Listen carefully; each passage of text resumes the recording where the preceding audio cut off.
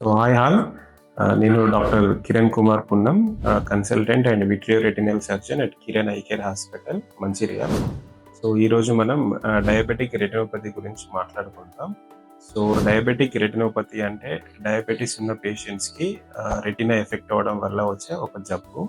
So దాని గురించి ఎలా తెలుస్తుంది, మనకి సిమ్టమ్స్ ఏంటి, దానికి ట్రీట్మెంట్స్ ఏంటి అనే టాపిక్ గురించి మనం మాట్లాడుకుందాం.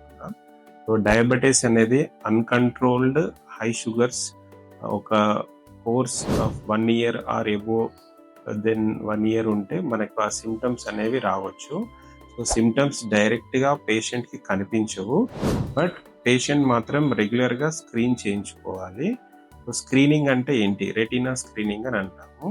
సో రెటీనా స్క్రీనింగ్ అంటే మనం ఫండస్ ఎగ్జామినేషన్ అని చెప్పుకోవచ్చు.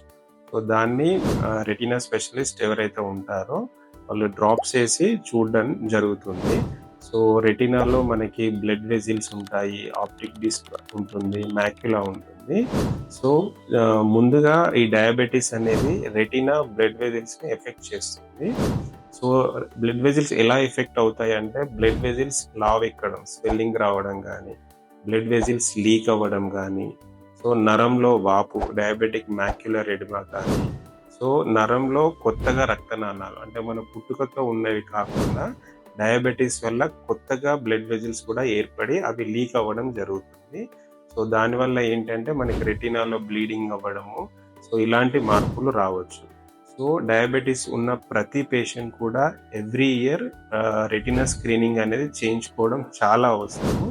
సో దాని ద్వారా మనం అసలు రెటీనా మనకి డయాబెటీస్ వల్ల ఎఫెక్ట్ అయిందా, అసలు ఎలా ఉంది మన విజన్ అనేది కూడా మనకు తెలుస్తుంది. సో నెక్స్ట్ మనం సిమ్టమ్స్ ఏంటి, ట్రీట్మెంట్ ఆప్షన్స్ ఏంటి అని మాట్లాడుకుందాం. Thank you.